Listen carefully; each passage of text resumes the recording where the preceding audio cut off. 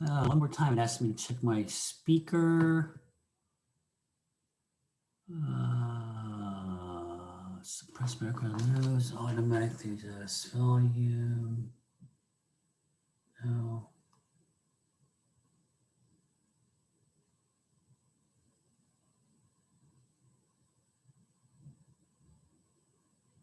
It's good.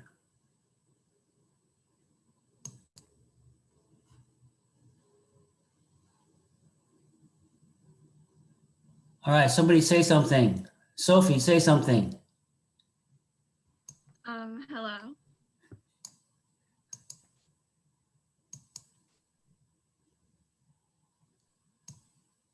Okay, I still can't hear you. Hello. Okay, it looks like your speaker is not working properly.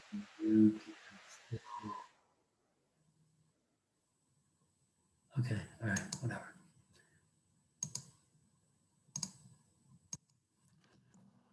Okay, so let's go. 5.5. Indirect proof.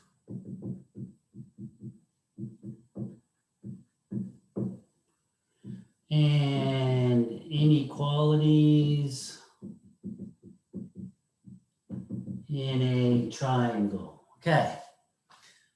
So we are on page 344, indirect proof and inequalities. Okay, so in the middle there, this is it explains to you how to write or how to perform an indirect proof, okay? It says first, number one, identify the conjecture to be proven. Two, assume that the opposite of the conclusion is true. Three, use direct reasoning to show that the assumption leads to a contradiction. Four, conclude that since the assumption is false, the original conjecture must be true. Okay, let's see if we can do this. So example number one, and see if we can use indirect proof to do example number one. Write an indirect proof that a right triangle cannot have an obtuse angle. If I have a right triangle, write an indirect proof that I cannot have an obtuse angle. Okay, KLJ, obtuse angle. An obtuse angle is an angle which is greater than 90 degrees, correct? Greater than 90 degrees. So it's a right triangle. So briefly, let's kind of think about this. Briefly, we can say that, well, it's a 90 degrees angle. We have to have a 90 degrees angle because it's a right triangle. And if I had an obtuse angle that would be greater than 90, then the two angles alone would be greater than 180 degrees. So obviously, it's not going to work, right? Okay. So if you look at the proof is what? So what we're trying to prove, the conclusion is what? You cannot have an obtuse angle. So we're going to go do the negation of that. We're going to do the negative of that. We're going to say that, let's assume that it had an obtuse angle, okay? Let's assume that angle, we're going to assume that KLJ, angle KLJ, is an obtuse angle. So we're going to assume that this guy here is an obtuse angle, okay? Then we could say that since angle KLJ plus angle LJK would have to be greater than 180 degrees because angle LJK is 90 degrees. So since this is 90 degrees, I'm adding 90 degrees to this, so this is going to be greater than 180. So therefore, this does not work, right? You only have 180 degrees in an angle in a triangle, right? And the thing that they bring up, the thing that they bring up there is the protractor postulate. Okay, by the protractor postulate, a triangle cannot have an angle which measures less than 0. So this angle would have to be less than 0. Therefore, the assumption that this guy is obtuse, having an obtuse angle, does not work. Therefore, there is no obtuse angle in the right triangle. Okay? So did you follow the steps there, how that works? All right? Okay, so let's do that. And let's go to the next page, page 345. We are going to work on theorem 5.5-1. It says, if two sides of a triangle are not congruent, then the larger angle is opposite the longer side. So if I have a triangle that looks like this, okay, this guy and this guy are obviously not the same, right? You can see, you can tell they're not the same, right? They're not congruent. Then the angle, this angle, the larger angle between the two of them has the longer leg.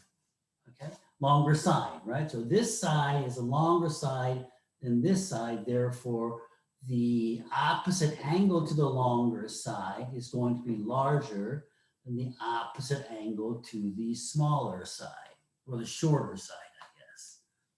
Okay, so that's what 5.5-1 is.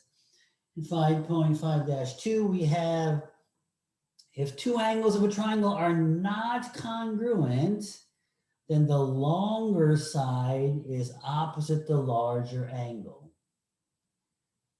If two angles of a triangle are not congruent, then the longer side opposite, so the angle opposite to this guy is larger than this guy here. Okay? So the 5.5-1 was, if you had two triangles like this, and the sides were not equal, then at that point they said that then the larger angle has the longer side. 5.5-2 is saying that if their two sides are not equal, then the longer side has the larger opposite angle. Okay? Because there's a little bit of difference there. Okay? So let's go to example number 2 and see if we can use these. Example number 2. Example number 2.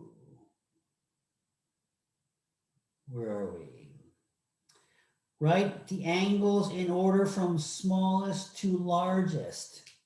And we have a triangle that looks like this, where I have 28.5, 33.4, 27.2, and we have G, H, J. Write the angles in order from the smallest to the largest. So the smallest angle is going to have the shortest leg, right? So this is the shortest leg. So this guy here is the smallest angle, which means that this is the smallest. Okay, this is the largest, which means that angle G is the largest. And then you're going to have angle J. So it's going to go like this, right? Let me see if I can rewrite that. So angle H is the smallest. Angle J is the middle. Angle G is the largest because it has the longest leg. Okay, all right. So that's the first one. And then B, write the sides in order from shortest to longest. Write the sides, shortest to longest, and we have an angle, we have a triangle that looks like this.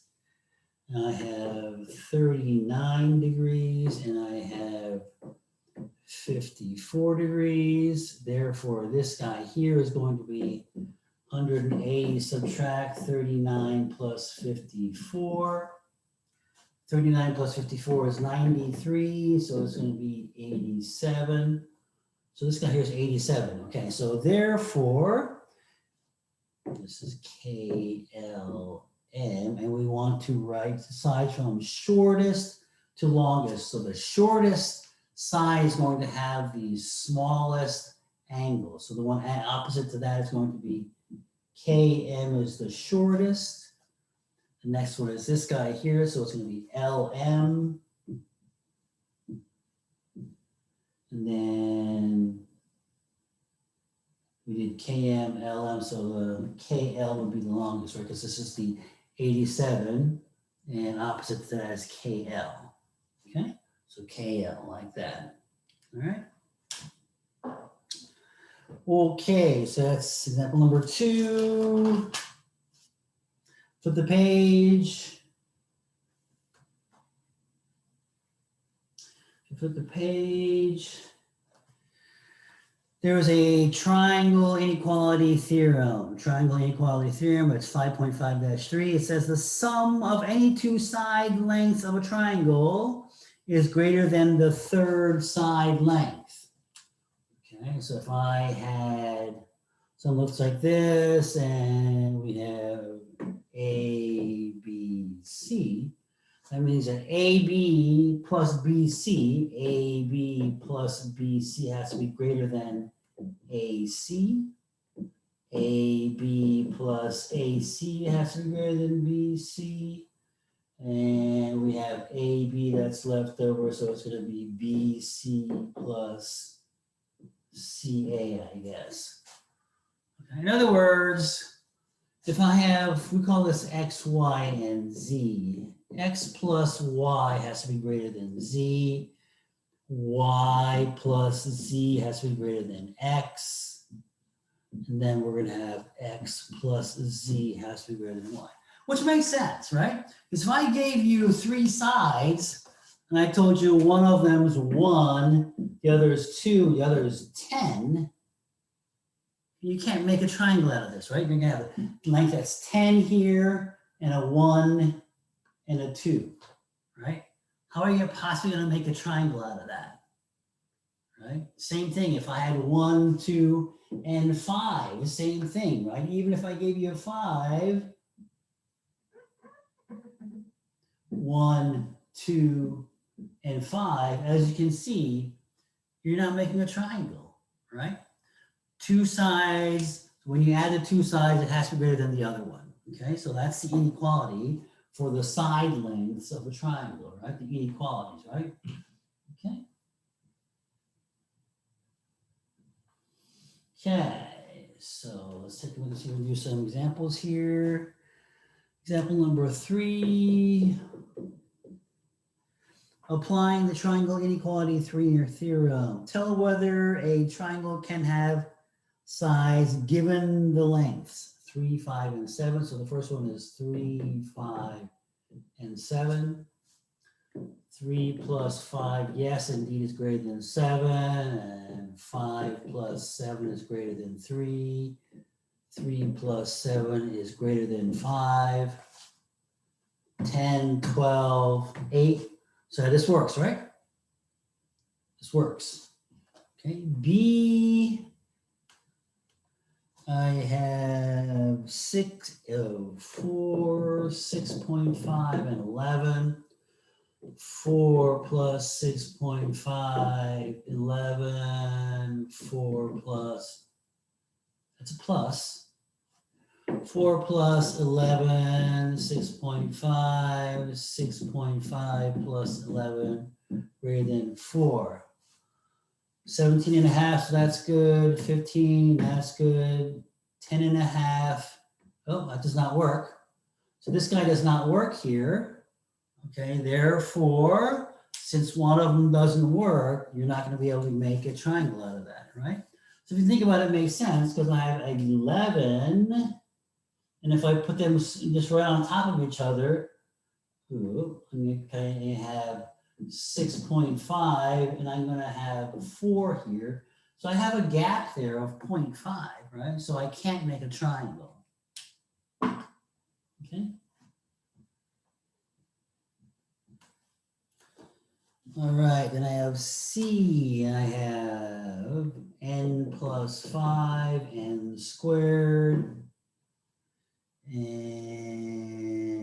2n,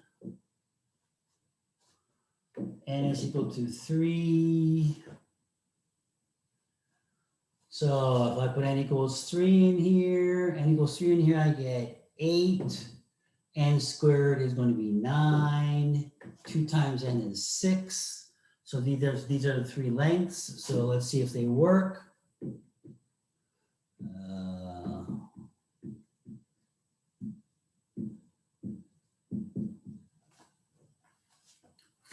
17 is greater than 6, 15 is greater than 8, 14 is greater than 9. So yes, this all works. So yes, this is correct. It works. Okay. Right, example number 4.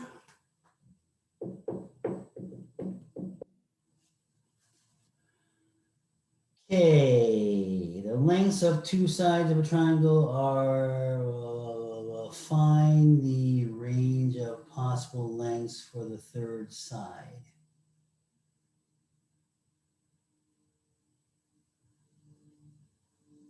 Two sides are 6 and 11. And then I have another side, I don't know what it is, we're gonna call it S. Okay, so let's say, so I wanna find what S needs to be able to make a triangle, right? So that means that 6 plus 11 has to be greater than S. 6 plus S has to be greater than 11.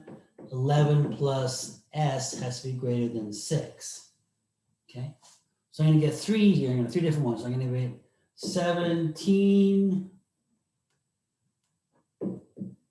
is greater than S. Over here, if I subtract 6 from both sides, S is greater than 5. Over here, if I move the 11 over, I get S is greater than negative 5. So it has to suffice, or it has to be all of these things, right? All of these things have to work. So it has to be less than 7, has to be greater than negative 5, but it also has to be greater than 5. So we're going to do the more restrictive one. So it's going to be this guy and this guy. So S is greater than 5, less than 17. Okay? All right. So that's that. Let's do example number 5.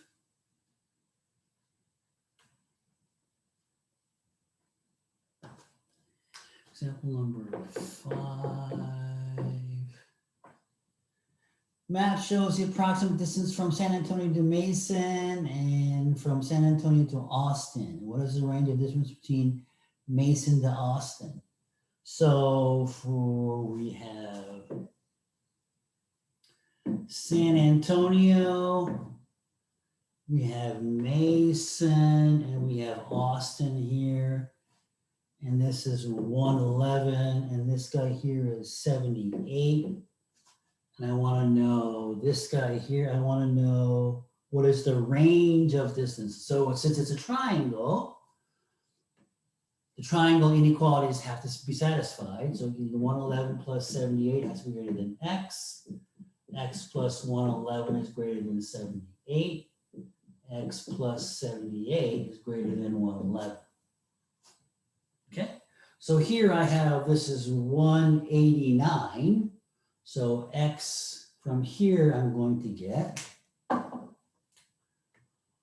189. X from here, if I move the 111 over, I get X is greater than negative 33. Over here, if I move this over, I get X is greater than 33. Okay. So the more restricted one is this guy and this guy. So 33. Is that the correct answer? Yep. Looks good. There you go. So that's your answer. Okay. And we're good. Your homework for today.